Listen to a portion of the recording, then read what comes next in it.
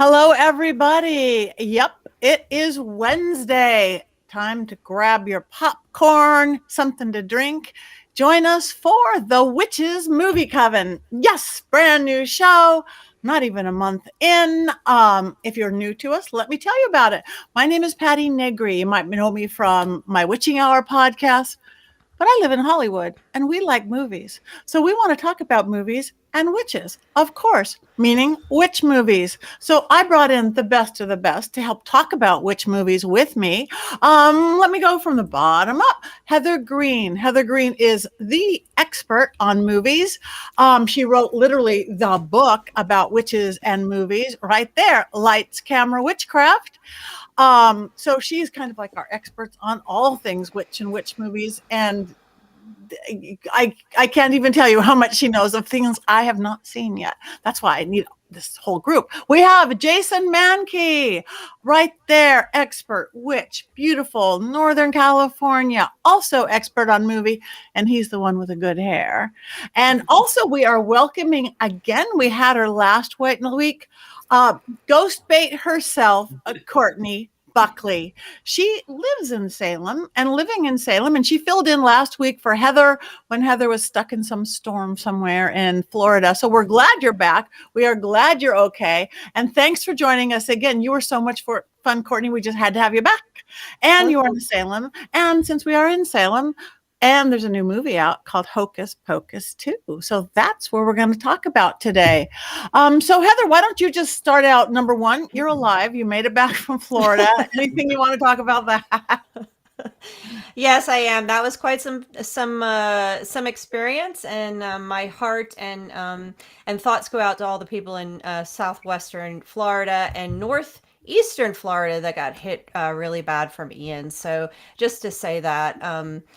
It was quite a ride, and we lucked out. But I'm here and I'm so glad to be back talking about witch movies with you guys. And of course, Hocus Pocus too. Yes, thank you. So I do believe all of us saw it. I stayed up really late last night. I actually subscribed for Disney Plus. I've always been very private about I'm the only person I know who didn't subscribe to it. Now I do, so I can fit into the club with everybody else. Thank you, Nancy. Hi, everybody. I'm glad you guys are jumping in because we want your thoughts. We want your opinions. Again, Hocus Pocus 2, it's out. We might give spoilers. I don't know. I guess we are. We want you guys to have seen this.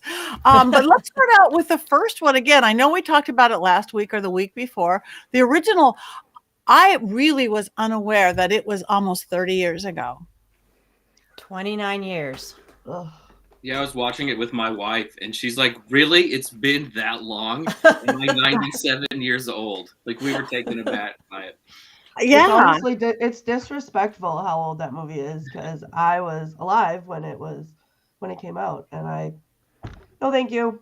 It's been 10 years max. Alive? I was an adult. I know, but they all look the same. They all look the same. So that's what I'm going. That's the Hollywood thing. It's like 30 years later, look at Sarah Jessica Parker, look at Kathy Najimy, look at Bette. It's like they look pretty good. They look pretty great. Yes, they do. So they really did.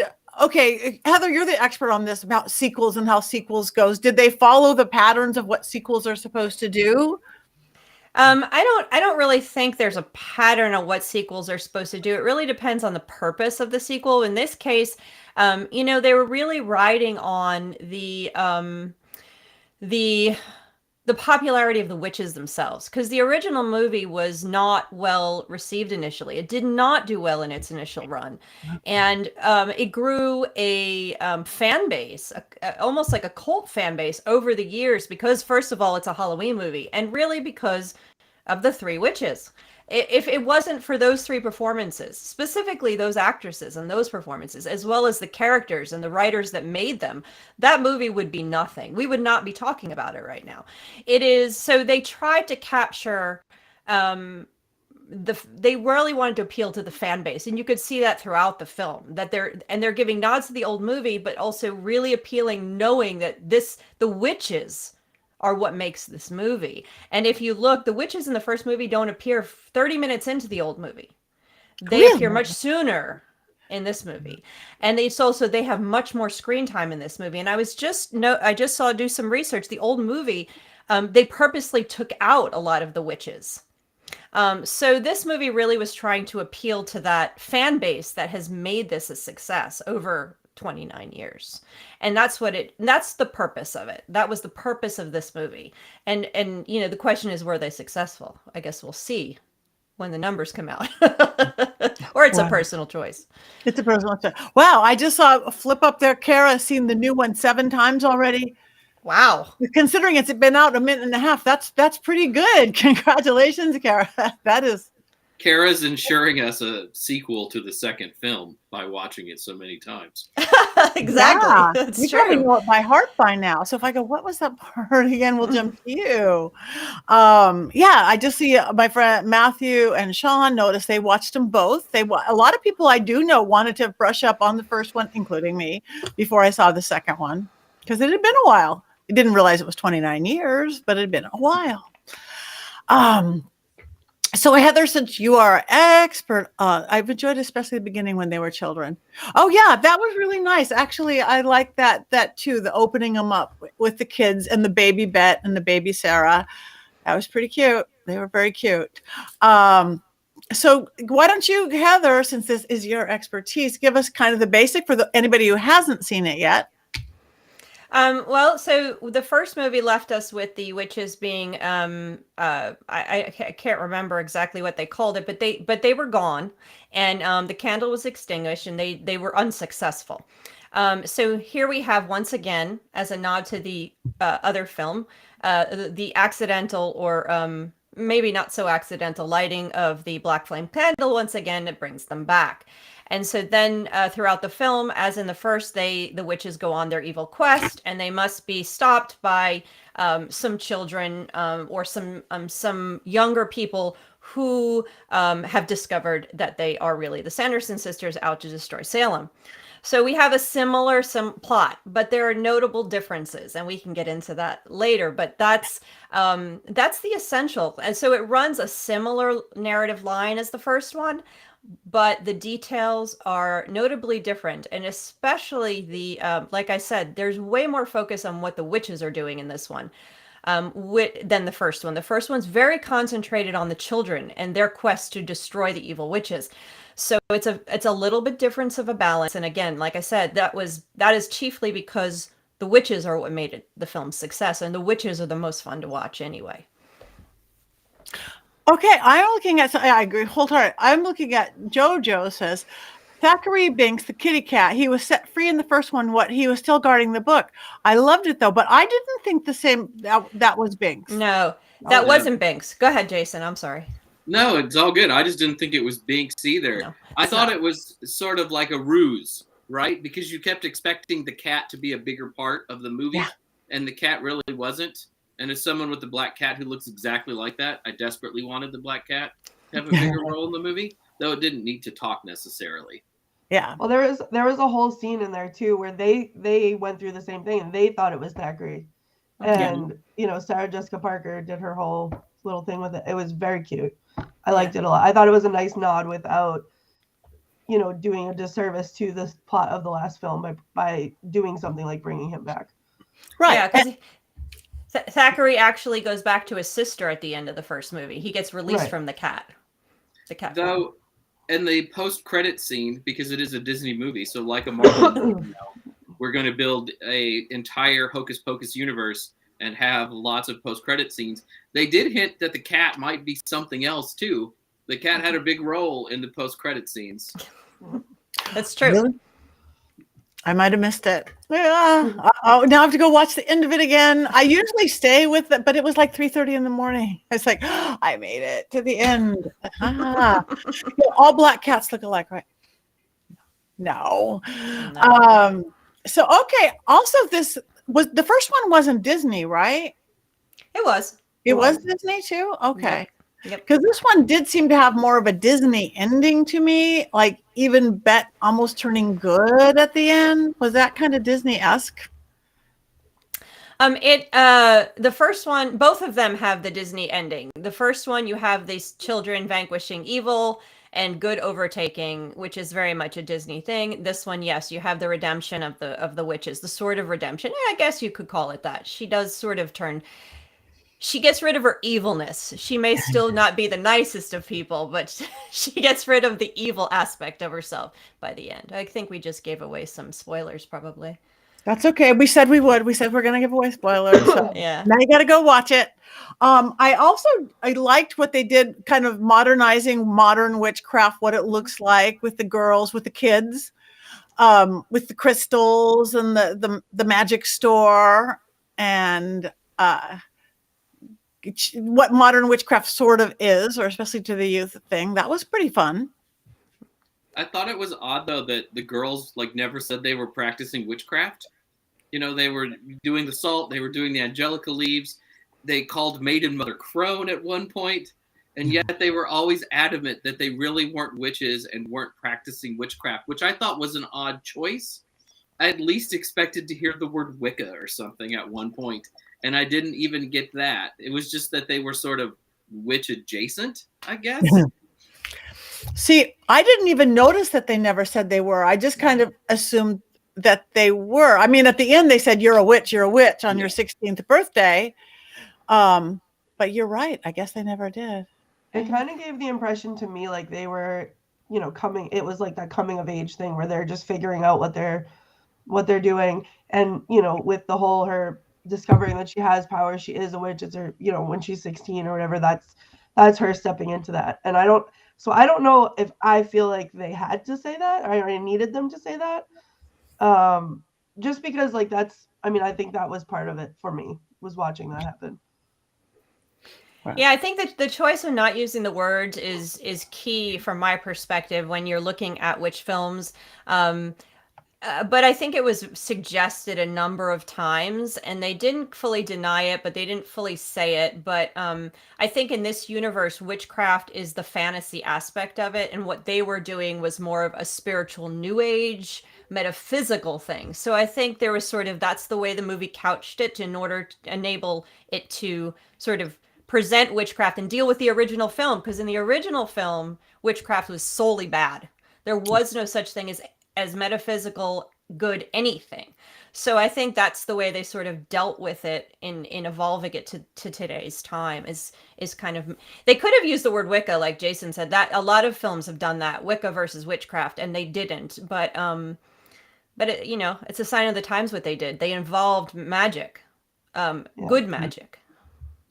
I think too, it's a good representation of what Salem actually is now. Where like the first film was heavy into, and obviously in the beginning of this film we saw too, but the first film was very heavy into what it was like in 1692 during the witch trials, like anything and everything. Obviously they were, it was fictionalized and they were actually witches, but that people were very quick to jump the gun and accuse and execute. But today it's a melting pot of everyone, whether they practice Wicca or paganism, or we have the Satanic Temple, any version of anything, like, and just whether you don't practice a religion and you are a witch. And I feel like that, I guess that I'm used to that, seeing that from working there, that I don't think I picked up on that in the same way that maybe Jason did. Like it was very Salem-esque to me, like modern day Salem-esque. So speaking of that, since you live in Salem and you were there and you do tours and stuff in Salem, did they shoot it there? How realistic was all of that? Nope. The first one, there was a few scenes that were shot in the first one. The locations obviously still are there today and you can visit them. But the second one, they filmed in Rhode Island. So a lot of people were very disappointed to hear that, because they were planning trips to Salem, and they modeled a lot of things, like the Reverend's house in the beginning was modeled after the witch house, it was one of the judges' houses in during the witch trials. So it's it's the only building still standing within Salem city limits that has any direct ties to the witch trials. So the front of it looks very much the same, but they didn't film it there. They filmed everything. They built it all in Rhode Island. Interesting. Yeah. But like in the first movie. Point, sorry, go ahead. I'm sorry, Courtney. I just had a question for you. At one point, the girls, they run out of town into the woods and they go by this recreation of old Salem. I've been to Salem. Is that there? Is that a real thing? No, what is real is the first movie in the very beginning where Thackeray Binks is looking for his sister, and he sees the smoke and he says, "Oh, they conjure," and that old timey village, that is Pioneer Village. That's really there. But everything, they didn't shoot anything in Salem for this one. Everything was done in Rhode Island or in Hollywood. But there is an old town thing, Pioneer Village, in the real Salem, which I didn't know either of my times to Salem. I didn't know. Yeah, if you watch the beginning, that whole village where like Thackeray Binks lived when he was actually alive and not the cat, that's still there today. You can go see it. Yeah, wow. Okay, good. Cat is getting a lot of comments. Somebody just watched it for the cat. Exactly. So the cat's the star of the story, no matter how big Bet is, no matter all the stars. I love that. I see a question. Was that Sturbridge? It was not Sturbridge. It was Rhode Island. They built it for the movie. It's not anything that's really standing. I thought one of the most interesting parts of the movie was there was like a big retcon in the movie versus the first one. And if you don't know what retcon means, it means that you kind of rewrite history for whatever reason. You see this a lot in superhero comic books. But in the first movie, the witches are all pretty bad, right? And then the second movie takes pains to make them sympathetic. The opening, when they're the young girl witches, or really before they became witches, I thought was most excellent. Like you had a lot of empathy for them, right? Like bad things were happening to them. You could kind of understand why maybe they went bad. The Reverend was really terrible. The townspeople were really terrible to these little teenage girls, making them do things. I thought that was really fascinating because it plays into sort of Heather talking about the fan service, because people love these characters. They don't want these characters to necessarily be evil and taking the souls of children. They want something that they can relate to in a more positive way. And I thought that they went out of their way in the film to make the witches more sympathetic. Yeah. Yeah, and I chime in there, and this is what I kind of sort of touched on an article that I wrote that was published today, is that they did that. I don't know if they would have done that if we were still in the Satanic Panic, and that's where we get to back in 1993. That movie, the original movie was 100%, and we've talked about it here before. Just Satanic Panic material. It was witchcraft is evil, and witches eat children, and that was direct reflection of that period of time. And so they had to do what you were saying. They had to do the recreation, the retell. They had to spin the story so the witches and witchcraft itself was not a blanket evil thing, because it's not like that anymore. So they had to spin it. So what they essentially did was give the Little Witches a classic movie witch backstory, which is the story of what I term in my book the accused woman. It's the story of the oppressed woman, the story of the little girl. And it's a classic Salem-esque, Salem-based story, especially in the silent era. The little girl, the young teen girl who's forced to marry someone she doesn't want to, so she becomes the evil witch. That's a classic narrative that's used throughout Hollywood since the silent era. So they threw that in there, what I call a Sabrina type story, almost. The 16 years she becomes a witch, all this stuff. Now, although Jason, I have to say, is I don't know that Winifred was such a nice person even before she came out of a witch. She is a little bit of a stinker before that, but then she becomes a witch and becomes evil. And they did. They had to really work hard to reframe those three witches that everybody loved, and they did it. I think they did a pretty good job of doing that. It wasn't clunky, which is nice, you know. You know what's funny is I'm sorry, Patty, go ahead. Go. Well, I was, I think, 6 when the first movie came out, so I was a child who got to experience that. I don't have any really like big memories of it. Like, it was not something that impacted me. I didn't really start to love it until I was older, and like into adulthood, where it became something that I watched every year. But my son, who is 12, has grown up with me watching it, so he is a huge fan and has been since he was born. And when we watched the second movie, he hated it. And he hated it for that reason, because he loves villains. And he did not like to see the redemption arc. He didn't like it at all. And he thought it ruined it for him. So he never wants to watch it again. Really? I loved it. I thought it was great. I thought it made her almost even more, if I can say it, badass. Like, you know, just see her fight back against the patriarchy when she was young in that time. But yeah, he, as a kid today, didn't like it. I did have friends online who were complaining about, oh, I know that they're going to redeem the witches and they're all going to become good guys at the end. This was before the movie was out. But there was all this talk, and there were people who were angry about that idea. And I thought that they kind of balanced the redemption arc without being like totally reborn as goody two shoes witches, right? I mean, they still had their, you know, more downside to them, but they also cared about each other, which they made really apparent throughout the film, which I really liked. Mm-hmm.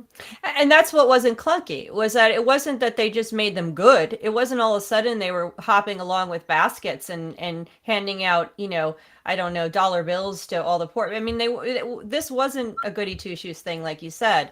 They actually, well, we won't say what happens to them. They were punished for their transgressions, but the redemption was it fit. It fit the characters without totally making them good. Because in the end, Winifred was not a very nice person before she was a witch. You weren't going to take that part of her away. So, you know, that's I think they did a really good job with not going too overboard with that arc. Right.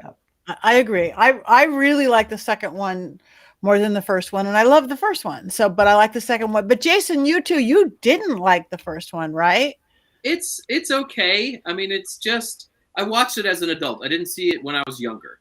So I only watched it for the first time last Halloween because it always looked really silly to me. As much as I like some of the actresses involved, it just never really appealed to me. My wife's like, you need to watch this movie. And then it has a talking black cat, and that's hard to say no to. But I mean, it's a movie made for kids, and you know, sometimes maybe you don't want to watch that as you get older. So I missed it the first time around. I don't hate it, as I think I said on the first show we talked about the movie. It's like an amusement park ride, right? It's big, it's silly, it's very Disney-esque. You know, I can appreciate it for how colorful it is. I didn't dislike it as much as Heather dislikes it. That's for sure. That's true. I love that they put the music and the marching people under the spell. I loved all that. I'm a musical fan, and but that got to sing. They get their musical numbers. We had the whole almost Michael Jackson thing. I loved every second of it.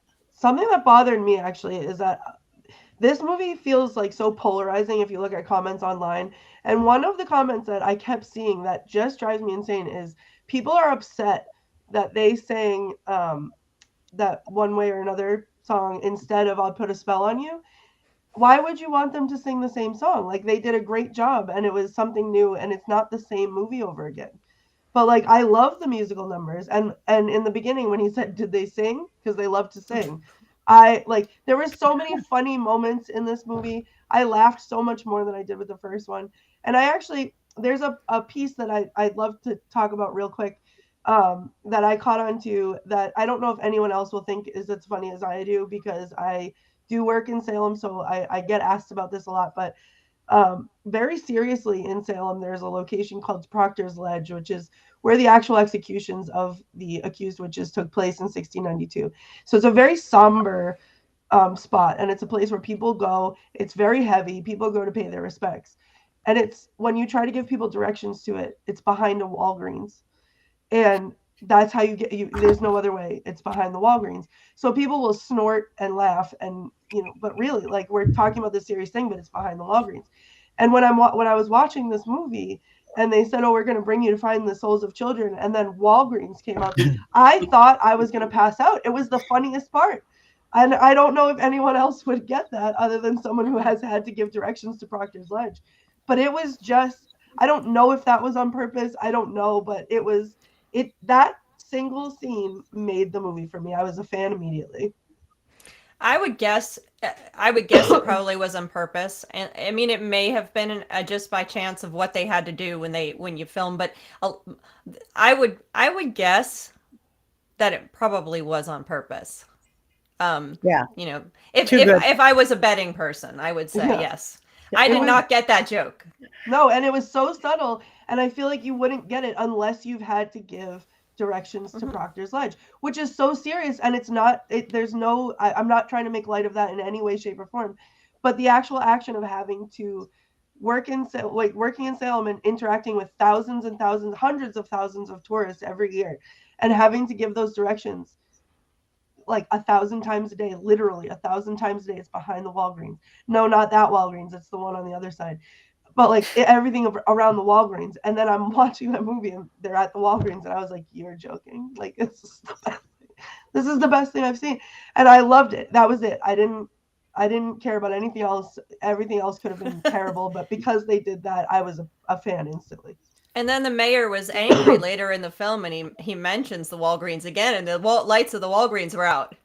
Yeah. And he was so angry. It was in his rant about the apple, I think. And then the Walgreens, it was clever. I laughed a lot more too, not at that. I laughed out loud at the Alexa thing, the Alexa interaction with Alexa. That made me laugh out loud. I definitely, like Jason said, I was not a fan of the first movie. I wasn't a fan back then, and I'm a big Disney fan, and I don't mind kids movies at all. I watch anything. But it just was it was clunky to me, the first one. It really just didn't sit with me right. I couldn't figure out. I can't put my finger in all the details, but it just felt too clunky and too just forced, the first film. But its balance was different than this one. This one's balance was smooth. They really hit the stride because they relied so much on those witches, which is the strongest part of the movie, and the characters and the actresses that play them and the writing really hit its stride much better in this film. It was a much smoother movie. And it's a shame because the teen girls were good. They did a good job with their roles, but they sort of got overshadowed.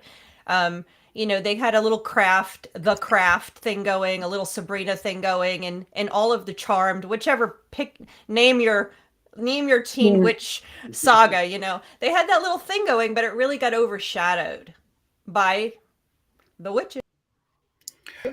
But see, that didn't bother me. I think that's okay.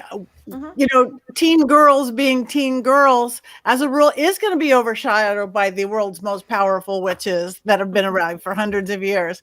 That didn't bother me. If I had one thing that bothered me, but I don't know why it bothered me, was the witch of the forest in the beginning.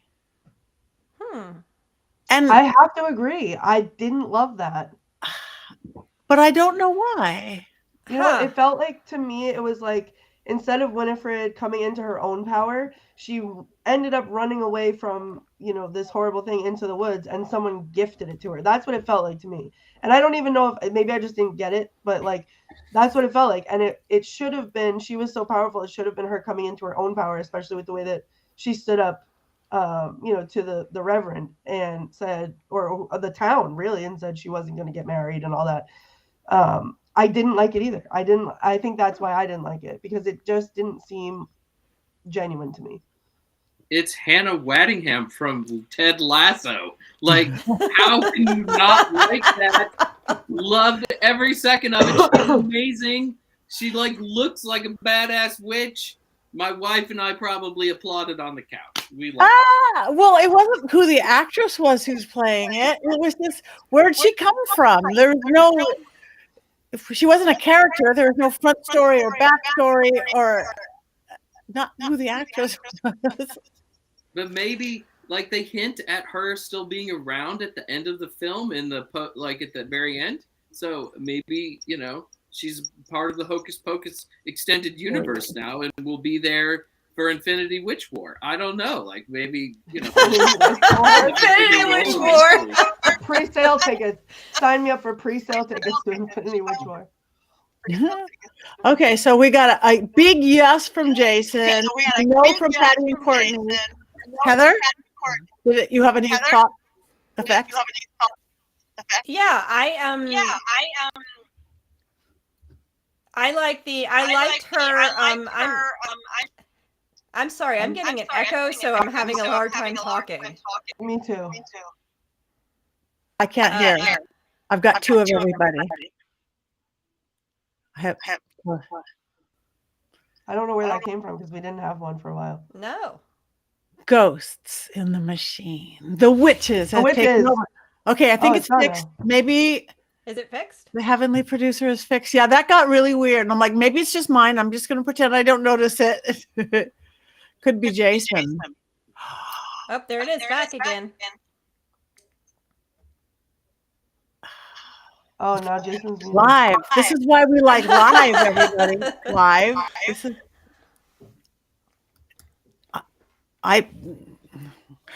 Is anybody? You guys, we're real time with all you guys. Are you hearing us twice? Everybody out there. Reply. I didn't notice. Nope, they didn't notice. Okay. Okay, Jason's switching to headphones. So while he's doing that, I will I'll get back to the big question because I know you're all waiting so patiently to see if I like that first witch. I did. Oh, I had a different read. I had a totally different read than you guys, which is so interesting to hear how you guys felt she was just dropped in out of nowhere. Yeah, it's all better now. I don't hear myself twice. So basically, I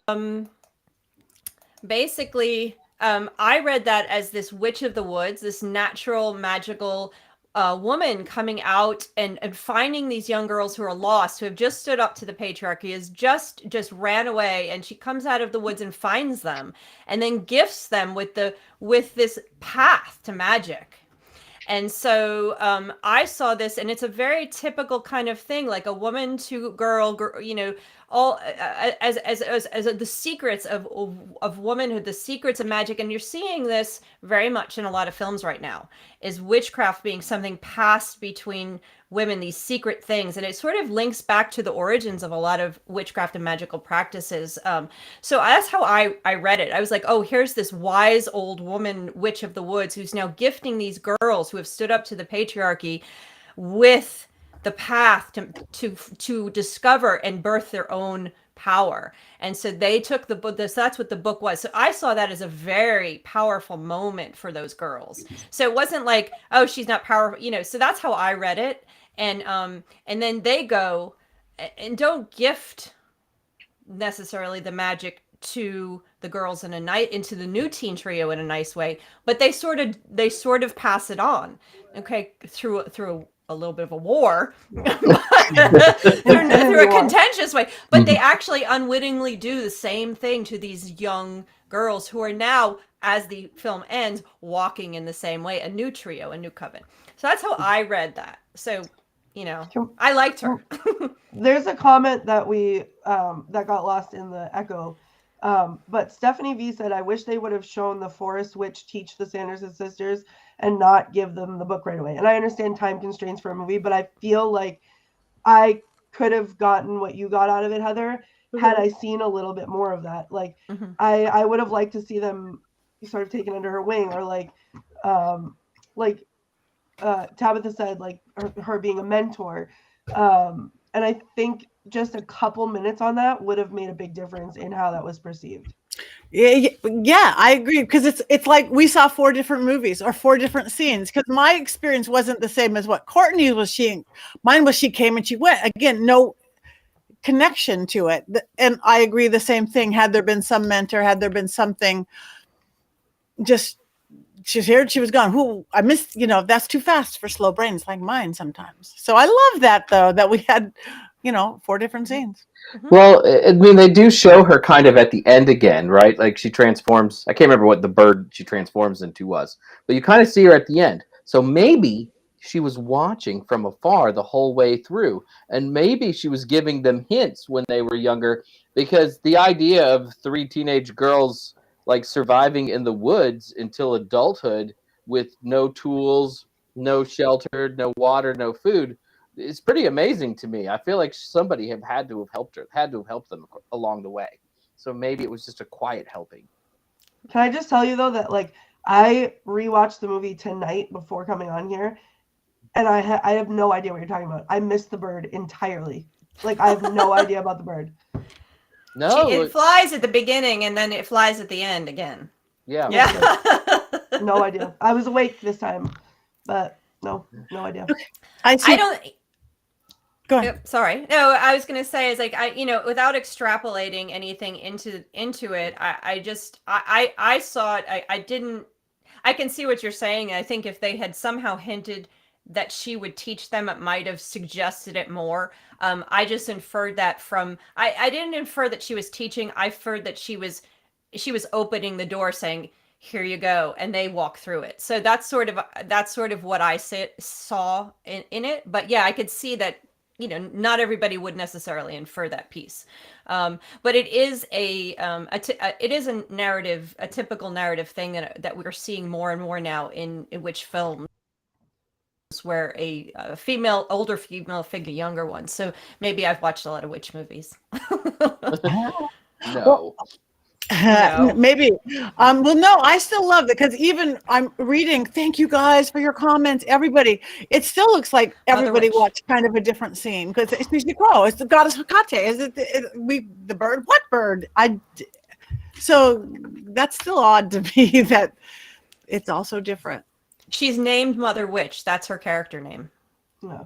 And to me, I just feel like coming off like the way I watched the scene that I watched, guys, that the coming off of that scene where they were chased out of town and Winifred was standing up to everybody. I loved that so much. Just I maybe coming from Salem, like seeing that and cheering her on through that. And then it was just like it felt so random to me. And it didn't, like Patti said, I didn't feel connected to it at all. And I feel like even like Heather, like you suggested, if there had been some kind of like illusion that she was going to mentor them, like anything like that, like just like even 30 seconds more of their relationship and who she was, like I just didn't get it. I didn't think it was necessary. I would have like gone with suspended belief and believe that they had gone into the woods and just learned how to be witches at that point without even having seen her.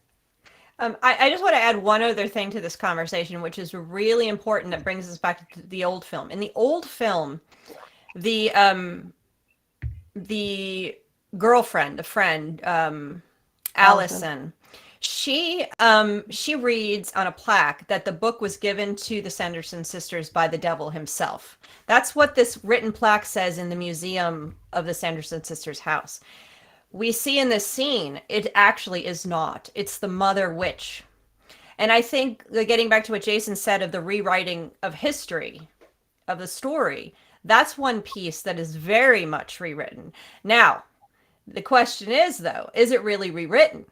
Because Allison was reading a plaque written by presumably the person who owned the museum, who knew nothing about the Sanderson sisters and just assumed it was Satan that gave the witch the book because that's what Satan does. And they wrote the plaque. But in actuality, when we see the backstory, it's actually Mother Witch. Another witch, a nature witch, a mother witch, a figure from the woods, in the woods, a crow witch, Hecate, whatever you want to say, gives the actual magic book to Winifred. So I think that changes again and adds depth to what witchcraft is and what witches are and who they are by changing that story or telling the real story.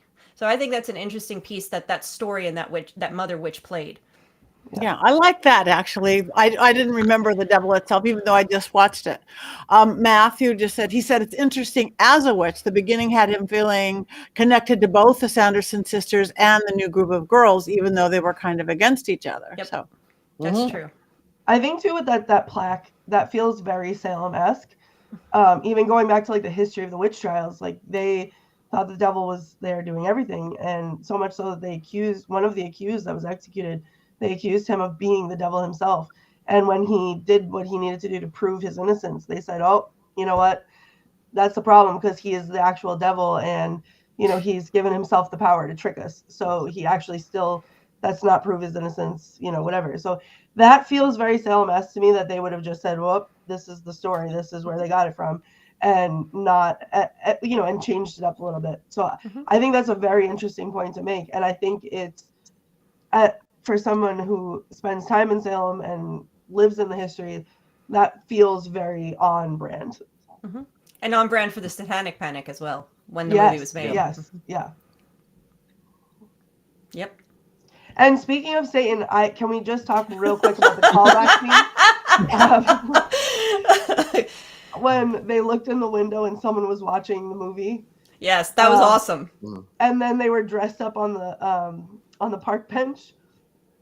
I don't know if you guys caught that, but I think it was when the mayor was trying to get his caramel apple, and he was like frantically running around. And then right after that scene where she looked through the window and saw them watching the movie. There was a couple sitting on the park bench dressed as like Satan and the wife with the curlers in her hair. It was perfect. This movie I loved. It was so funny. I think I need to watch it again. That was a nod to the old movie where they walk into where they knock on the house and was it Gary Marshall and Penny Marshall were in the house and they look at him and go, "Master, I can't believe you're here." And there's the whole gag of them thinking he's really Satan. And they showed the little clip. They showed a tiny clip of it just passing by a house, I think is right. It was were they walking past the house where they saw the movie playing? I don't know what house. It was Winifred. She looked in the window. Yeah, window. Yeah. And then my favorite part of the whole thing is that she was like, "Ugh." Like, she was so mad about it. I remember that time because she remembers that time when, presumably anyway. So it was good. They had little gags to the old film, which was fun. I thought it was very, very entertaining. It was really funny. And I think they did the fan service really, really well without making the whole movie just fan. Like the movie can stand by itself, but it was also, they did a great job with the fan service. I thought it would be a little slapdash, because it just came out to Disney Plus. They skipped theaters. I think they left a whole lot of money on the table by skipping theaters. So I didn't have a lot of expectations. I thought it might look sort of like a made-for-TV movie sort of thing instead of a bigger Hollywood production. Oftentimes they don't spend as much time on the script in such situations. And I thought the script, as Courtney has said, as everyone has said, was really funny the whole way through.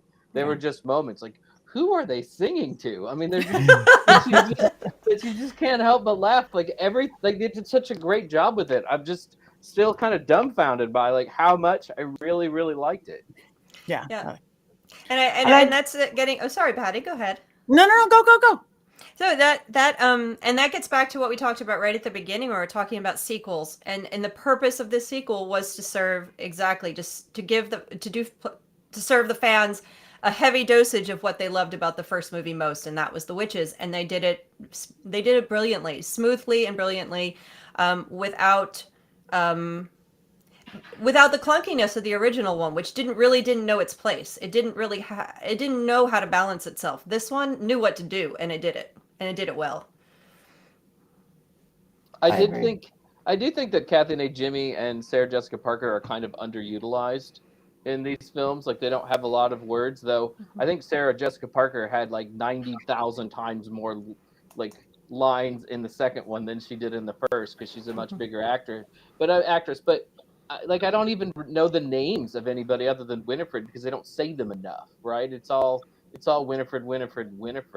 It'd be nice if the other two kind of had a bigger spot, I guess. So Mary and Sarah. Yeah, Kathy Najimy doing this though made me like really happy. Like her like motions were on point. Speaking of Kathy Najimy, can we please talk about the Broomies? Yes. Oh my gosh, that was fantastic. They have the mind of their own. I like killed me, made me laugh so hard. And she called them the girls. Yeah. And when they came and finally, like, with the salt, I was like, swept up the salt. And it took 12 minutes for them to, like, get over there. Like, it was so... I was screaming. I thought it was the best. It was so funny. I'm reliving it all again now. This is good. It was good. And a couple people now have mentioned the character of Billy. Again, came back. Beautiful, beautiful character. And I thought, good. He got his story. He got his backstory. What's funny is initially I didn't love Billy in this movie. I actually paused the movie because he came out of the grave with what sounded like to me a very weird accent that I didn't remember him having in the first movie. So I was like kind of aggravated about it while I was watching, and it seemed to like come and go a little bit. And then I went back and I watched just his scenes at the end, and he doesn't talk enough for me to have formed this kind of opinion about it.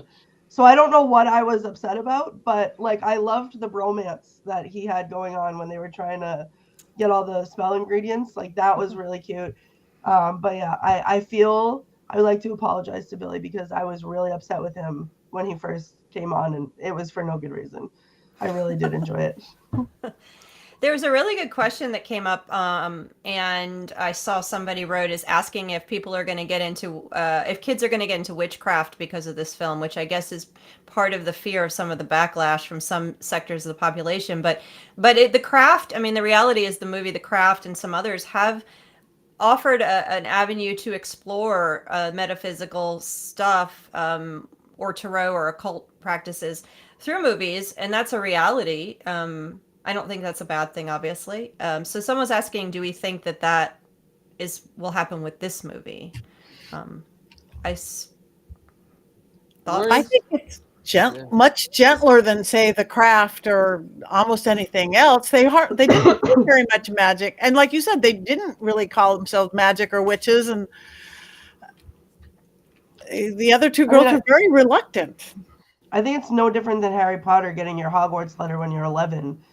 And getting your witch powers when you're 16. Like, I don't understand I've seen a lot of videos, like on TikTok, especially of people speaking out about this and like really being upset and, you know, the evil's coming through my TV screen so my kids won't watch it. Like, I don't understand that at all, because it's a kid's movie and it's not, I don't see what in that could inspire that. But, you know, I think it mainstreams it. It just does. It takes one more step to just mainstream it instead of living constantly in a 1692 Puritan society that puts their nose up at this and, you know, calls everybody out on it and, you know, get the red W on your forehead. Like, you know, it's just mainstream. Like that's what it does. So I think it's I hope they do. I hope all the kids get into crafts and witchcraft and spells and crystals and everything else. I'll help. Well, we'll get there.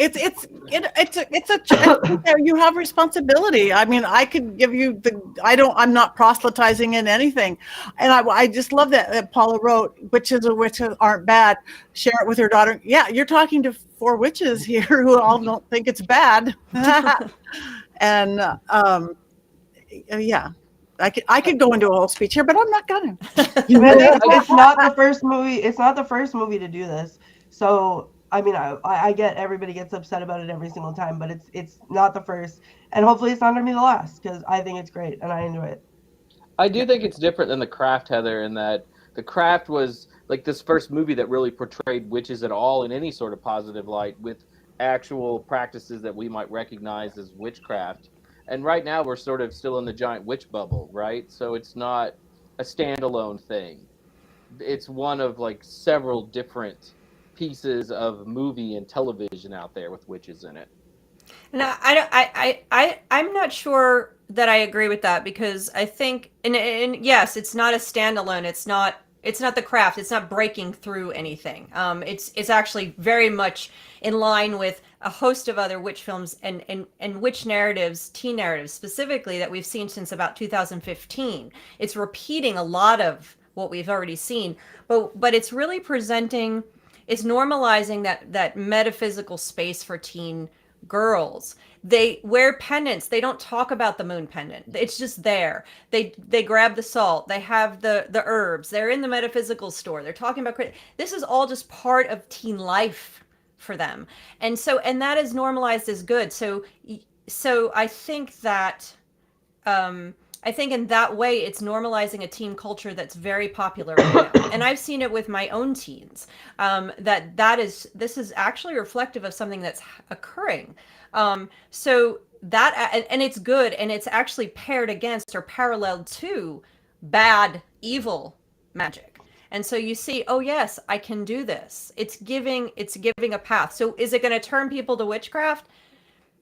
Probably not in a way that's like, you know, the crafted, like you said, it's not as special, but at the same time, it's giving a space saying, okay, this is what teens do. Which saying, oh yeah, I did that, I got that, I know what that salt is. Hey, do you know what that salt? You know, that they kind of bond with those characters. They're connecting to those characters, and So I think there is a facet of it. I mean, I'm sure that it will have some sort of impact. It's just not as singular, I think. No. Was. But I did love that they used like magic that we might do. Like if I was dealing with an entity in my house, I would run out and get the salt. That would be the first thing that we did. And they use it several times in the movie. And I thought that was terrific and great because to me that felt like a real practice that witches do. Yeah. And the circling counterclockwise widdershins during the banishing spell. I was like, oh, look at this. They're going in the right direction. But yeah, in that way, I think that there is it might pique curiosity is my point. Not like the craft, but it might pique curiosity or validate children that are already doing this, or teens, I should say, not children. So it's not a bad thing. No. Well, I think it can be children too. Like they just came out with a toy. I don't know if you guys have seen it. It's like a magic cauldron. And it actually, like, you do things to it. It bubbles and it foams and it puts smoke out and you do the magic spell and then it pops out a stuffed animal. And it was like $70 and I bought it for my son, for myself, and like played with it. But like it's literally a magic cauldron and you can keep doing it over and over again. And it's all the things. And I think I hope that means that this is becoming okay for kids to explore. It doesn't mean that you have to have 4-year-olds announcing to everyone that they're a witch, but like kids play pretend and like let them play pretend. Right. And I wouldn't be upset if my 4-year-old proclaimed that they were a witch because again, it's a responsibility belief system. You're not a follower, you're not a sheep, it's a whole different thing. So if my 4-year-old wants to, and I would buy my kid a bubbling cauldron. This is completely off subject. Very cute. It is. It just reminded me, though. I just thought this was about the funniest thing ever, and I'm probably going way too far. I remember when the vibrating Harry Potter brooms came out. Oh my God! Really fast. Yeah. Vibrating Harry Potter brooms. I do not remember these. They did not last very long, and then they ended up in like pick and save kind of stores. Yeah. And then they became a thing. Yeah. The scandal. I don't remember that at all. Yep. I had one. I don't know where it is. I wish I knew where it was. Yeah. It was funny. Wow. Well, I think it's a fun addition to the witch movie canon, and I think they did a much better job with this one. I was very much pleased, surprisingly, I will say. So good job, Disney. Yeah. Well done. And now Hocus Pocus 3, as they suggested at the end of the movie. Because Disney. It's Disney. And I apologize to everybody. Willow had to get the last 2 cents in before we end. And so I'm going to mute for a second. So I don't know what we want to talk about next week. We could talk about it now, or we could talk about it, over the cauldron later. You guys, we do want your thoughts and opinions. Which movies do you want?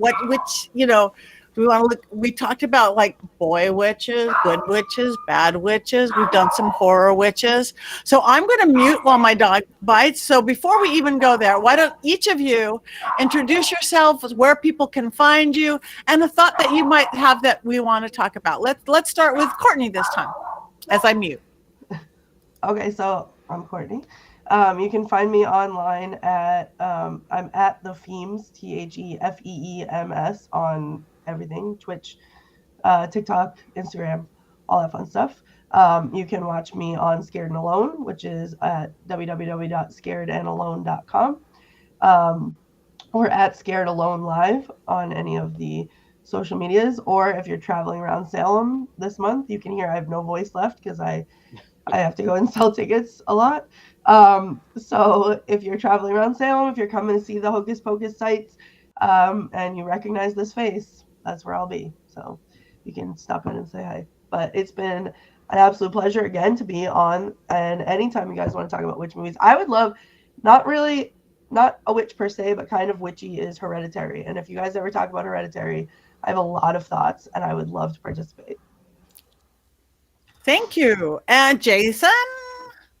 I'm Jason Mankey. I'm one of only 4 Jason Mankeys in the entire United States, so I'm very easy to find on the Instagram, Facebook, TikTok, and Twitter. So I'd love to hang out with you and you can tell us what movies we should be watching going forward. Beautiful. Heather. Hi, and I am Heather Greene, and I am also on the socials. And the best way to find me, to find my social handles, is to go to heathergreene.net, and everything is listed there. I do most of my online communication on Twitter, so come to my Twitter account, tell me what movies you love, and let's chat movies. And I look forward to hearing from everybody. I can't stop talking movies, so talk to me about other movies too, what outside of witchcraft. Thank you. Yes, we do want to know, so you guys know how to find all of us. We do on Facebook have a Witches Movie Coven Facebook page. So go there, talk, chatter. I am Patti Negri. You can find me at pattinegri.com. I am on all the social medias as well. And from there, you can get to the real me, Patti Negri Psychic Medium on Facebook, Patti.Negri on Instagram, TikTok, Twitter, everything. So again, if you get there from my website, you'll get to the real me, because there's some artificial me's out there. Also, make sure you check out the Witching The Witching Hour drops every Monday in video, on my YouTube, on audio, in every place you look at podcasts, and also on paraflix.com. So like us, follow us, tell your friends about us if you like us. If you want to see something different, tell us about it, or something more, ideas. We really love your feedback. We love how much you guys really chimed in with great ideas and great thoughts and questions. So let's do it again next week, shall we? Yes. One more thing to do. One more thing to do. Oh, it's cackle time.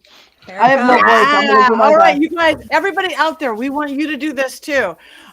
Okay, we got to cackle because we're witches. 1, 2, 3.